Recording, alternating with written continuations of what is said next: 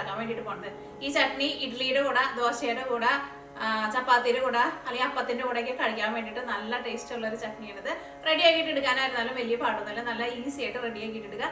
ഇതേപോലെ ചട്നിയൊക്കെയും ഈ ചട്നി നിങ്ങൾക്ക് റെഡി ആക്കിയിട്ട് ഫ്രിഡ്ജിൽ എടുത്ത് വെക്കാം കേട്ടോ. ഒരു 2 ആഴ്ച വരെയൊക്കെ കേട് വരാണ്ടിരിക്കുകയും ചെയ്യും.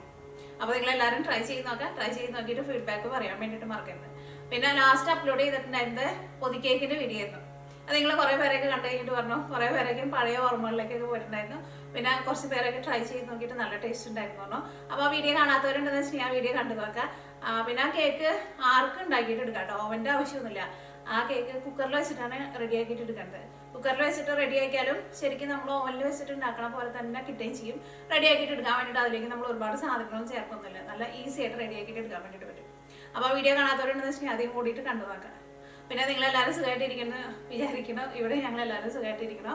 ഇവിടെ എല്ലായിടത്തെ പോലെ തന്നെ ഇവിടെ അത്യാവശ്യം കടകളൊക്കെ തുറക്കുന്നുണ്ട്, സാധനങ്ങളൊക്കെ കിട്ടണൊക്കെയുണ്ട്, അങ്ങനെ കുഴപ്പങ്ങളൊന്നുമില്ല. പിന്നെ എല്ലാവരും വീട്ടിലിരിക്കുന്ന പോലെ തന്നെ ഞങ്ങളും വീട്ടിൽ തന്നെയാണ് ഇരിക്കുന്നത്. അങ്ങനെയൊക്കെ പോകണം ഇവിടുത്തെ വിശേഷങ്ങൾ. അപ്പോൾ നിങ്ങളെല്ലാവരും സുഖമായിട്ടിരിക്കുക, ഇവിടെ ഞങ്ങളെല്ലാവരും സുഖമായിട്ടിരിക്കണം. അപ്പോൾ ഈ നമുക്ക് ഒട്ടും സമയങ്ങളായിട്ട് തന്നെ നമ്മുടെ ചട്നി നമുക്ക് റെഡി ആക്കിയിട്ട് എടുക്കാം. പുറത്തുനിന്ന് സൗണ്ട് വരുന്നുണ്ടല്ലോ, എൻ്റെ ഹസ്ബൻഡ് പേര് പോൾസനാണ്, നിങ്ങൾക്ക് എല്ലാവർക്കും അറിയിക്കും. പോൾസനാണ് പുറത്ത് ക്ലീൻ ചെയ്യുന്നതാണ്, അതിൻ്റെ സൗണ്ടാണ് കേൾക്കുന്നത്. മെഷീൻ ഓടിക്കുന്നതാണ്. ഈ ബ്ലോവർ എന്ന് പറഞ്ഞൊരു സാധനമുണ്ട്, എയർ വെച്ചിട്ട് ഇങ്ങനെ ഇലകളൊക്കെ ഇങ്ങനെ കൂട്ടിയിട്ട് വരും, അതിൻ്റെ സൗണ്ടാണ് കേൾക്കുന്നത്. അപ്പോൾ ഇനി നമ്മുടെ ചട്നി നമുക്ക് റെഡി ആക്കിയിട്ട് എടുക്കാം. അപ്പോൾ നോക്കിയേ, ഇതൊക്കെയാണ് നമ്മുടെ ചമ്മന്തി ഉണ്ടാക്കാൻ വേണ്ടിയിട്ട് വേണ്ട സാധനങ്ങൾ. അപ്പോൾ ഞാനിവിടെ 3 സബോള എടുത്തിട്ടുണ്ട്. ഇതിനകത്ത് 2 സബോള നമ്മൾ ചമ്മന്തി അരച്ചിട്ട് എടുക്കുമ്പോൾ നന്നായിട്ട് വഴറ്റിയിട്ട് ചേർക്കും. പിന്നെ 1 സബോള ലാസ്റ്റായിട്ടോ നമ്മൾ ചമ്മന്തിയിലേക്ക് ചേർക്കുന്നത്. അപ്പോൾ ഇത് നല്ല കനം കുറച്ചിട്ട് നല്ല സ്ലൈസ് ചെയ്തിട്ട് നീളത്തിൽ ഇങ്ങനെ കട്ട് ചെയ്തിട്ട് എടുക്കില്ലേ, അതേപോലെ കട്ട് ചെയ്തിട്ട് എടുക്കണം. പിന്നെ പുളിക്ക് വേണ്ടിയിട്ട് ഇതേപോലത്തെ 1 തക്കാളി എടുത്തിട്ടുണ്ട്. നമ്മൾ ചമ്മന്തിയിലേക്ക് മുഴുവനായിട്ടുള്ള മുളകാട്ട ചേർക്കണത്. അപ്പോൾ മുഴുവനായിട്ടുള്ള മുളക് ഉണ്ടെന്ന് വെച്ചിട്ടുണ്ടെങ്കിൽ അത് തന്നെ ചേർക്കുക, അല്ലെങ്കിൽ മുളകിൻ്റെ പൊടി ചേർക്കുക. പക്ഷേ മുഴുവനായിട്ടുള്ള മുളക് ചേർക്കുമ്പോഴായിരിക്കും നമ്മുടെ ചമ്മന്തിക്ക് കുറച്ചും കൂടി നല്ല ടേസ്റ്റും ചമ്മന്തി കാണാൻ വേണ്ടിയിട്ട് നല്ല ഭംഗി ഉണ്ടാവുക. അപ്പോൾ നോക്കി 2 ടൈപ്പ് മുളക്, ഇത് പിരിയൻ മുളക് ഉണ്ടല്ലോ, ആ മുളകാണിത്. ഈ മുളക് ഒട്ടും എരിവുണ്ടാവില്ല കേട്ടോ, ഇത് കളറ് മാത്രമേ ഈ മുളക് കൊടുക്കുള്ളൂ. അപ്പോൾ അത് നമ്മൾ കളറിനനുസരിച്ചിട്ട് ഞാനിവിടെ ഒരു 8 മുളക് എടുത്തിട്ടുണ്ട്. പിന്നെ നമ്മൾ സാധാരണ എരിവുള്ള മുളക്, ഈ മുളകും ഞാനിവിടെ ഒരു 8 മുളക് എടുത്തിട്ടുണ്ട്. അപ്പോൾ ഇതാണ് കേട്ടോ നമ്മൾ എരിവിന് വേണ്ടിയിട്ട് ചേർക്കുന്നത്. പിന്നെ ചമ്മന്തിയിലേക്ക് കുറച്ച് തേങ്ങ വേണം. നോക്കിയേ, ഒരുപാട് തേങ്ങയൊന്നുമില്ല, കുറച്ച് നോക്കി ഇതേപോലത്തെ 1 പിടി തേങ്ങ. പിന്നെ ഞാനിവിടെ കുറച്ച് കപ്പലണ്ടി എടുത്തിട്ടുണ്ട്. ഇത് വറുത്ത് തൊണ്ട് കളഞ്ഞേക്കണം കപ്പലണ്ടി കേട്ടോ. കപ്പലണ്ടി ആണെങ്കിലും ഒരുപാട് ചേർക്കണ്ട, നോക്കിയേ ഇത് ഇത്രയ്ക്ക് ചേർത്താൽ മതി. പിന്നെ ഒരു 4 വലിയ വെളുത്തുള്ളി എടുത്തിട്ടുണ്ട്. ഇതേപോലത്തെ 1 വലിയ കഷ്ണം ഇഞ്ചി എടുത്തിട്ടുണ്ട്. പിന്നെ 1 ടീസ്പൂൺ കുരുമുളക് എടുത്തിട്ടുണ്ട്. പിന്നെ ഒരു ചെറിയ കഷ്ണം നിങ്ങൾ ഇതെടുക്കുക, കറുകപ്പട്ട എടുക്കുക. അപ്പോൾ ഇത് എൻ്റെ കൂടെ ചെറിയ പീസായതുകൊണ്ട് കേട്ടോ 2 ചെറിയ പീസായിട്ട് എടുത്തേക്കുന്നത്. പിന്നെ ഒരു 4 ഇതെടുത്തിട്ടുണ്ട് കറിയാമ്പൂ.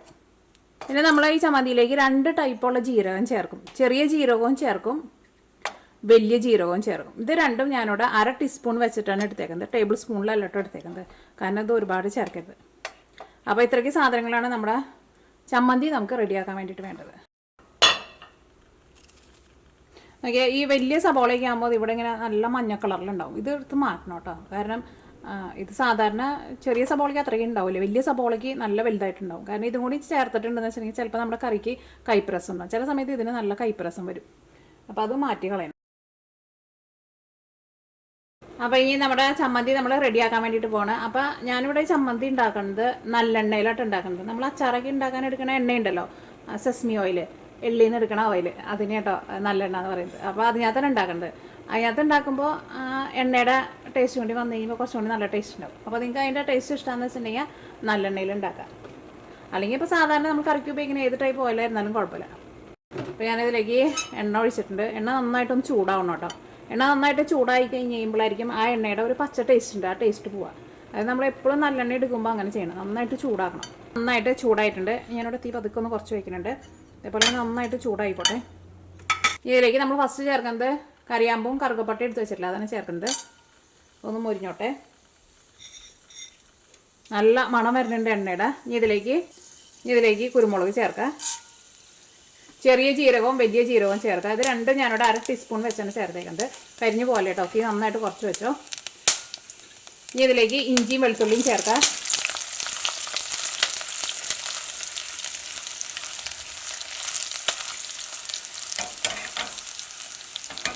ഞാനിവിടെ തീ നന്നായിട്ട് കുറച്ചിട്ടാണ് വെച്ചേക്കുന്നത്.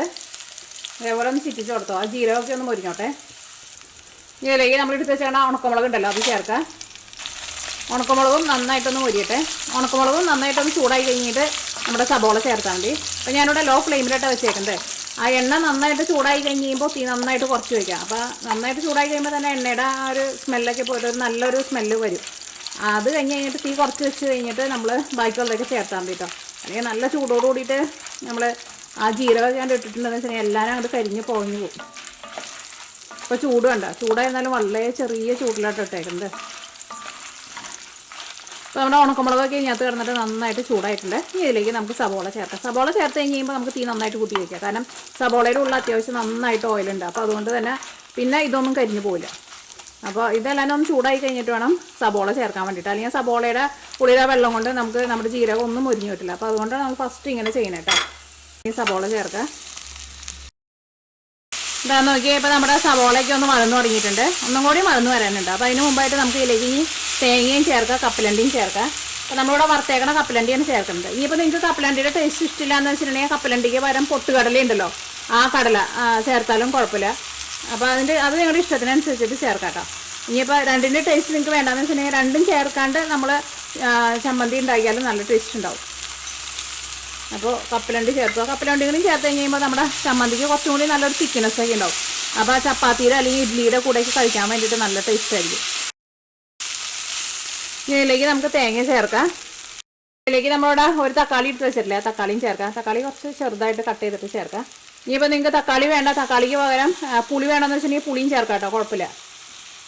പക്ഷേ തക്കാളിയും കൂടി ചേർക്കുമ്പോൾ നമ്മുടെ ചമ്മന്തിക്ക് കുറച്ചും കൂടി നല്ല കൊഴുപ്പുണ്ടാവും.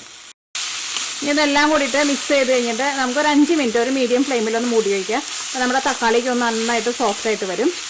അപ്പോൾ നോക്കിയാൽ നമ്മളിവിടെ ഒരു മീഡിയം ഫ്ലെയിമിൽ വെച്ചിട്ട് ഒരു 5 മിനിറ്റ് മൂടി വെച്ചിട്ടുണ്ടായിരുന്നു. ഈ തക്കാളി നന്നായിട്ടൊന്ന് സോഫ്റ്റായിട്ട് വരണം, അത്രയ്ക്ക് സമയം മൂടി വയ്ക്കാം. ഇനി നമുക്ക് തീ ഓഫ് ചെയ്യാം. ഇനി ഇതൊന്ന് ചൂടാറി കഴിഞ്ഞ് കഴിയുമ്പോൾ മിക്സിയിൽ ഇട്ടിട്ട് നല്ല പേസ്റ്റ് പോലെ അരച്ചിട്ടെടുക്കുക.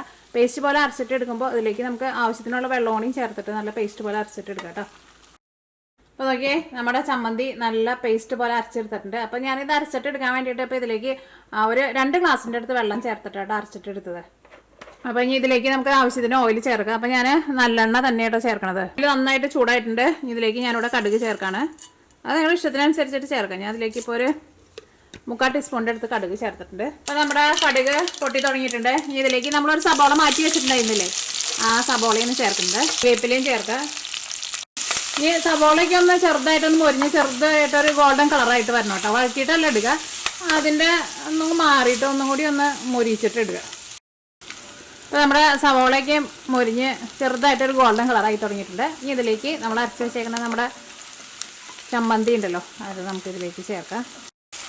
ഇനി നമുക്ക് ഈ ചാറിൽ വെള്ളം ഒഴിച്ചിട്ട് കുറച്ചും കൂടി വെള്ളം ഒഴിക്കണം. കാരണം ഈ ചമ്മന്തി നമുക്കൊന്ന് മൂടി വെച്ചിട്ട് ഒരു 10 മിനിറ്റ് ഒരു മീഡിയം ഫ്ലെയിമിലൊന്ന് മൂടി വയ്ക്കണം. അപ്പോൾ നമ്മൾ അതനുസരിച്ചിട്ട് ചമ്മന്തിയിലേക്ക് വെള്ളവും ചേർക്കണം. ചമ്മന്തി നമ്മൾ കുറച്ച് ലൂസായിട്ട് എടുക്കണം. അപ്പോഴായിരിക്കും നമ്മൾ ഇഡ്ലിയുടെ കൂടെ അല്ലെങ്കിൽ ദോശയുടെ കൂടെ കഴിക്കാൻ വേണ്ടിയിട്ട് നല്ല ടേസ്റ്റ് ഉണ്ടാവുക. കാരണം ഇത് ഒരു ചെറിയ തീയിലിരുന്നിട്ട് കുറച്ചും കൂടി നേരം ഒന്ന് നന്നായിട്ടൊന്ന് വെന്ത് വരണം.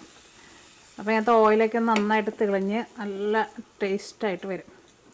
നമ്മുടെ ആ കപ്പലണ്ടിക്ക് നമ്മൾ ഇതിനകത്ത് അരച്ച് ചേർത്തിട്ടുണ്ടല്ലോ, അതൊക്കെ നമ്മുടെ ചമ്മന്തിയിലൂടെ നന്നായിട്ട് ചേർന്ന് വരണമെന്ന് വെച്ചിട്ടുണ്ടെങ്കിൽ കുറച്ച് നേരം നമ്മൾ മൂടി വയ്ക്കണം. അപ്പോൾ നമ്മൾ അതനുസരിച്ചിട്ട് വെള്ളം ചേർക്കണം.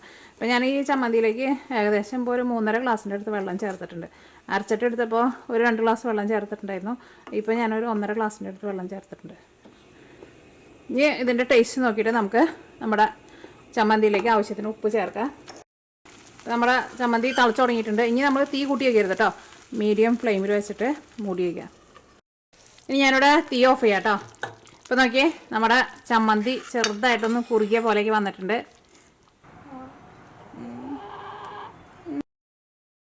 അപ്പോൾ ഇനി നമ്മുടെ ചമ്മന്തി ഒന്ന് ടേസ്റ്റ് ചെയ്ത് നോട്ടെ കേട്ടോ. ടേസ്റ്റ് ചെയ്തേ. നല്ല കറക്റ്റ് പാകമായിട്ടുണ്ട്. ഒരുപാട് ഭയങ്കര എരിവൊന്നുമില്ല. പുളിയൊക്കെ ആയിരുന്നാലും അത്യാവശ്യത്തിന് ഒരു ചെറിയ പുളി മാത്രമേ ഉള്ളൂ. ചമ്മന്തിക്ക് ആയിരുന്നാലും അത്യാവശ്യം നല്ല തിക്നെസ് ഒക്കെ ഉണ്ട് കേട്ടോ. ചപ്പാത്തിയുടെ കൂടെ ദോശയുടെ കൂടെ ഇഡ്ലിയുടെ കൂടെ കഴിക്കാനൊക്കെ നല്ല ടേസ്റ്റ് ആയിരിക്കും. അപ്പോൾ നിങ്ങളെല്ലാവരും ട്രൈ ചെയ്ത് നോക്കുക. ട്രൈ ചെയ്ത് നോക്കിയിട്ട് ഫീഡ്ബാക്ക് പറയാൻ വേണ്ടിയിട്ട് മറക്കരുത്. ഇനി അത് വെള്ളമൊന്നും ആവാണ്ട് നമ്മൾ ഫ്രിഡ്ജിൽ എടുത്ത് വെച്ചിട്ടുണ്ടെന്ന് വെച്ചിട്ടുണ്ടെങ്കിൽ ഒരു 2 ആഴ്ച വരെയൊക്കെ കേടുവരാണ്ടിരിക്കും കേട്ടോ. അപ്പോൾ നഞ്ഞ സ്പൂണിട്ടിട്ട് ഇളക്കാണ്ടിരുന്നാൽ മതി. അപ്പോൾ നിങ്ങളെല്ലാവരും ട്രൈ ചെയ്ത് നോക്കാം. ട്രൈ ചെയ്ത് നോക്കിയിട്ട് ഫീഡ്ബാക്ക് പറയാൻ വേണ്ടിയിട്ട് മറക്കരുത്. അപ്പോൾ നമുക്ക് നാളെ വേറൊരു പുതിയ റെസിപ്പി ആയിട്ട് വരാം.